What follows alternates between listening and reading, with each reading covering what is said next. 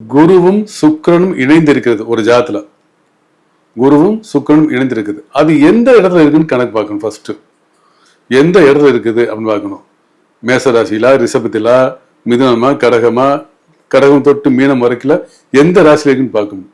அந்த வகையில குரு சுக்கிரன் சூரியன் வீட்டிலோ சந்திரன் வீட்டிலோ இருக்குன்னு வச்சுங்களேன். உதாரணத்துக்கு சூரியன் வீடு சந்திரன் வீடு அல்லது மகர ராசி கும்பராசி, இந்த இடத்துல குரு சுக்கிரன் இணைந்துன்னு வச்சுங்களேன், நிச்சயமாக அவங்க திருமண வாழ்க்கையில் ஒரு முக்கியமான திருப்பம் உண்டாகும். எப்படின்னாக்கா, திருமணம் என்பதே ஒரு ஆணாக இருந்தால் ஏற்கனவே ஒரு மனைவியை பிரிந்து